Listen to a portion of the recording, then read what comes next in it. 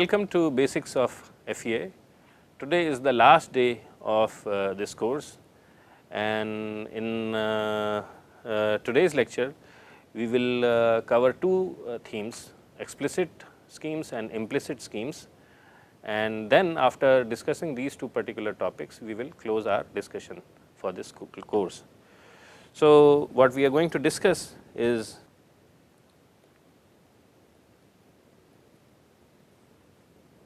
and implicit schemes.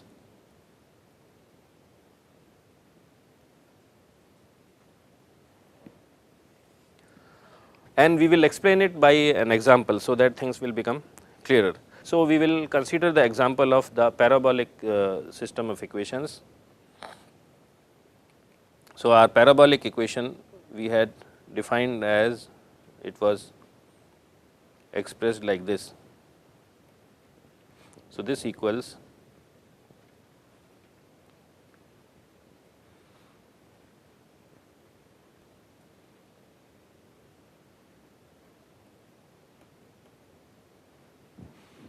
okay. So, this is the equation we had developed about 3-4 lectures back in time, and here we had explained that k hat evaluated at s plus 1th time step equals m1 plus a1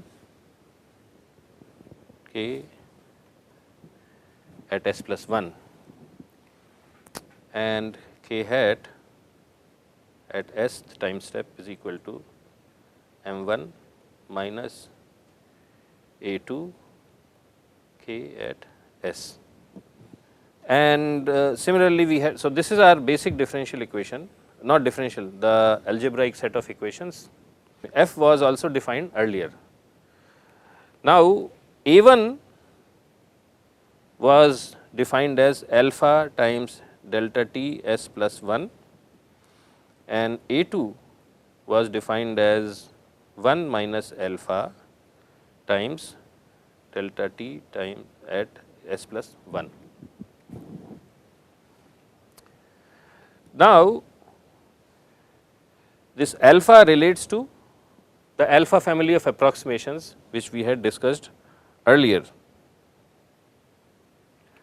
and there were several choices of alphas we could make, which you see here. So, alpha could be 0 for forward difference method, it could be 1 for backward difference method, it could be half for Crank-Nicolson method. We had also said that it could be 2/3 for Galerkin method.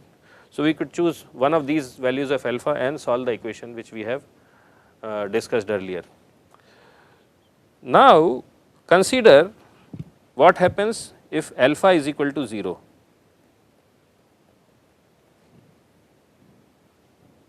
So, if alpha is equal to 0, then A1 equals 0, which means that in the k hat this term goes away, because A1 is 0. So, then this equation, so this is equation 1, it can be written as m1 times u of s plus 1 equals k hat times u at s time step plus f at s plus 1th time step. That here the left side of the equation, the k hat matrix becomes essentially M1 matrix, and it does not change with time. It does not change with time. Okay. Now, in general,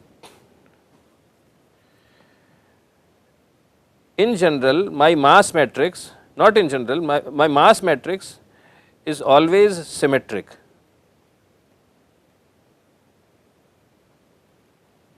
This mass matrix. Why is it symmetric? Because when I see its definition of M1, then M1 corresponds to this function. So, it is phi I times phi j. So, M1 is always symmetric matrix, but it is not. So, this M 1 is, but it is not,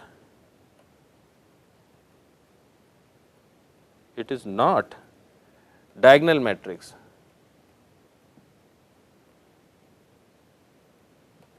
It is symmetric, but not diagonal. If we can somehow make this matrix diagonal, then what will happen? What we will be able to do is that we will have non-zero terms here. Suppose the matrix is 3 by 3 or 4 by 4, suppose it is 4 by 4, then what will happen? So, I am not saying the M 1 is diagonal. Suppose we are somehow able to modify M 1 into a diagonal mass matrix, and let us say that diagonal mass matrix is a 4 by 4 term. So, this term is not 0. So, all these are zeros.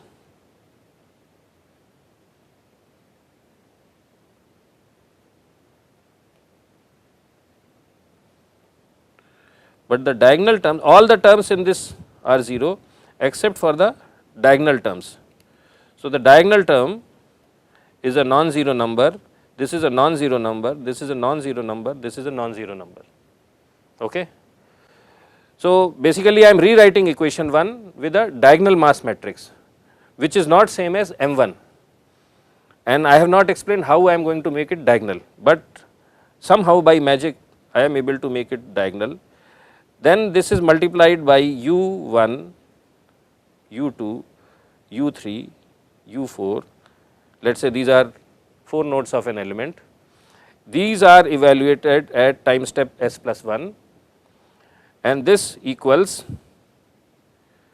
this k hat times u s times f s. So, essentially this will be some vector, right, which is a combination of s and s plus 1 time steps, right, associated with s and s plus 1 time step. So, this is some number, let us call it a 1, a 2, a 3, a 4, and these numbers are n 1 non-zero numbers. So, n 1, n 2, n 3, n 4. Okay. So, this is at an element level.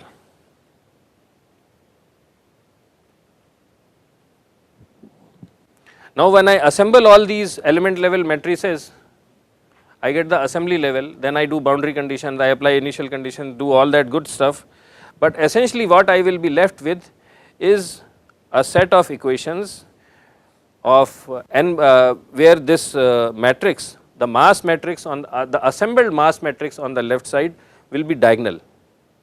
So, I do not have to invert this assembled mass matrix to solve for u 1, u 2, u 3, u 4, because what is the first equation? N 1 times u 1 equals a 1. So, I can directly calculate u 1 as a 1 divided by n 1, understood. So, what does that mean? That if I choose alpha to be 0, and what that means is that my k hat matrix becomes same as M 1, and then if I do some special trick to make my mass matrix as diagonal, then I can explicitly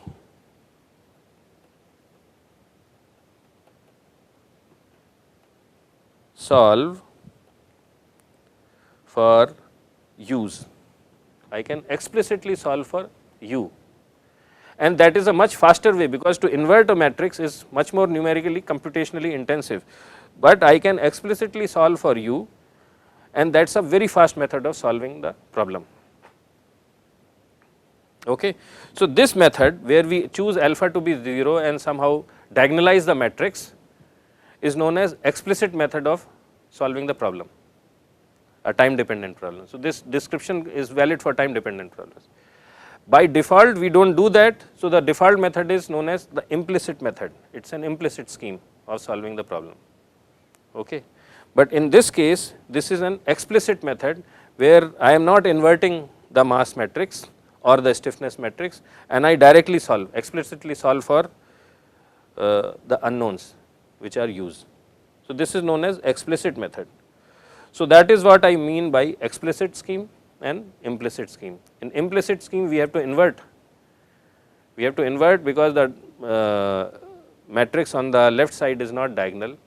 In explicit schemes, we do not need to do that, and we are able to get to that situation by making two things happen. First, we choose alpha to be 0, and second one is we diagonalize the mass matrix. Now, the advantage of explicit scheme is, one is that solution is faster, okay. Solution is faster, that is one advantage. The second thing is that when you diagonalize the mass matrix, it just happens that the value of T critical. Now, if you remember, the forward scheme is conditionally stable, okay. Forward scheme is conditionally stable. Now, that conditional stability means that my time increment has to be smaller than the critical value. It just happens that when you diagonalize the mass matrix, the value of T critical becomes large. It becomes large. So, I can jump from one time to second time to third time in larger steps. So, I get two benefits. One is solution is faster because my solution process is explicit, I do not have to invert the matrix. The second one is T critical becomes large, so I can take larger time increments, and that also gives me another advantage. So, because of these two factors, explicit schemes are in general faster ways of solving the problem, but they may not be applicable in all sorts of situations. In special situations, we can use the advantage of this thing. That is what I wanted to talk about explicit and implicit schemes. So, the next thing in this context is we will learn how to diagonalize. We will learn how to diagonalize the mass matrix. Okay. We will, so suppose my original mass matrix at, let us say, original mass matrix is a 3 by 3 matrix. Suppose it is a 3 noded element. So, let us say, and the values are rho He over 30, and the internal values are 4, 2, minus 1, 2, 16, 2, minus 1, 2, 4. Okay. Now, this is the original mass matrix which I have calculated from the relations which we discussed earlier using the weak formulation. So, this is known as consistent mass matrix, actually consistent element matrix.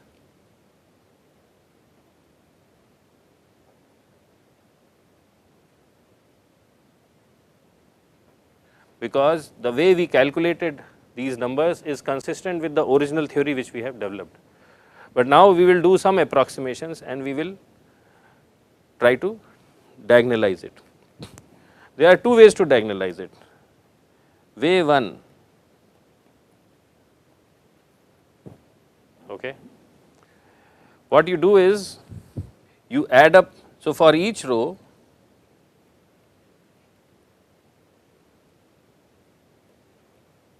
add up element values and put the sum in diagonal element.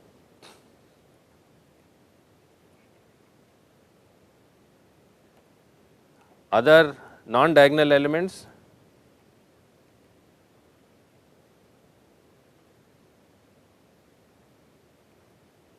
values are put to 0.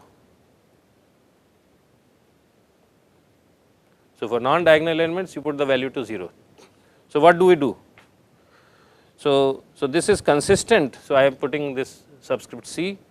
So, what we do is we, for each row we add up the element values and we put the sum of those values in the diagonal element, and all other non-diagonal elements are set to 0. So, this is my consistent mass matrix MC and my diagonal matrix, and I will call it MD, and some people call it ML as because we are lumping all the elements in one position. So, ML or MD, and this is equal to rho HE over 30. And what is the sum of all the elements in the first row? It is 4 plus 2 plus minus 1. So, it is 5. So, that is the diagonal element value, and other two values are 0. The second row, if I add up all the elements, it is 2 plus 16 plus 2. So, that comes to 20. So, that goes in the second diagonal element, and other values are 0. In the third row, the sum is minus 1 plus 2 plus 4. So, it is 5, and the non-diagonal elements are 0. Okay. So, this I can simplify it as rho HE over 6, 1 0 0 0 4 1 0 0, excuse me, this should be 0 1. This way of diagonalizing the mass matrix is known as row sum lumping.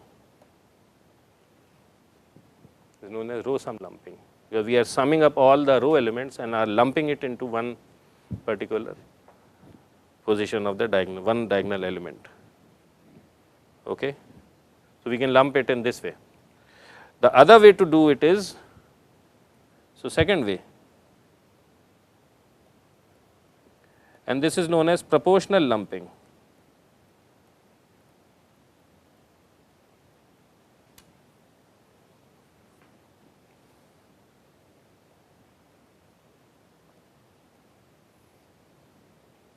Okay. So, in proportional lumping, our original mass matrix, the non-diagonalized version, which is MC, was rho HE over 30,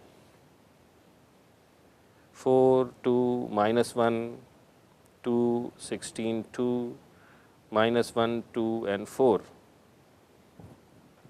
Okay. So, what we see is, we look at the diagonal elements and we see that they are in the ratio 4 is to 16 is to 4, or you can call it 1 is to 4 is to 1. So, what I do is, first add all elements of the matrix. So, what do I get? 4 plus 2 plus minus 1 plus 2 plus 16 plus 2 plus minus 1 plus 2 plus 4. So, that equals 30. This equals 30. And now, I split it amongst the diagonal elements in this proportion. So, let us say this, I call this, so M diagonal is equal to rho HE over 30, and I have to figure out what are the values of D1, D2 and D3. So, D1 equals 30 into 1 divided by 1 plus 4 plus 1, D2 is equal to 30 into 4 divided by 1 plus 4 plus 1. So, this equals, what is it, 5, and this equals 20, and D3 equals 5. So, this is known as proportional lumping approach. It just turns out that in this case, the proportional lumping and the row sum lumping gives us the same values, but this may not necessarily be always true. It may not be always true. But in these two ways we can do the diagonalization. It is important to note that when we do proportional lumping or row sum lumping, we have to make sure that the this mass matrix is multiplied by a vector of unknowns. Now, it just happens that if we are solving a 1D problem and I have only one single primary variable, let us say u, then does not matter. But in beams there are two primary variables, w and w prime. Okay. Then we cannot add these terms in a straightforward way, because the first term will correspond to the displacement, the second term will correspond to the slope, the third term. So, then we have to, especially when we are doing proportional lumping, we have to separately find out the mass and the moment of inertia terms separately, and then do proportional lumping accordingly. Understood? The row, so we have to make sure of that thing. So, I think this concludes our discussion for this course. This has been an 8-week long course, and we started this course by making introductory remarks. We explained the philosophy of finite element method. We explained what are nodes, shape functions or approximation functions, elements. We figured out how to calculate these approximation functions for different situations. We also learned stuff about residual approaches, variational methods, weighted residual methods, and then how from weighted residual method we come down to weak formulation strategies to solve differential equations.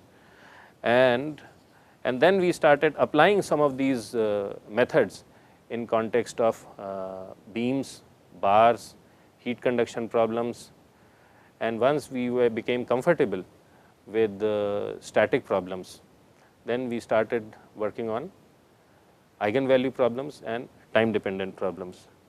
So, this concludes our discussion of this course, and the course comes to an end. I am sure that all of you who have been patiently listening to these 8-week long lectures, you have benefited from this course, and so your exams will be due on 20th and 27th of March. So, please prepare for them.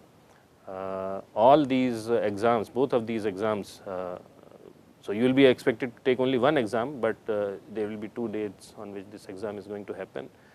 So, these exams will be multiple choice questions, but to solve these multiple choice questions, you will be expected to do detailed calculations. So, it will not be just, so you have to review your FEA course in detail, practice it, and I am sure that you will do fine. And if you have any questions, please send us emails or communicate to us, and we will be happy to address any of your questions. Once again, thank you very much for patiently being a part of this course, and have a great day and best wishes for future. Thank you.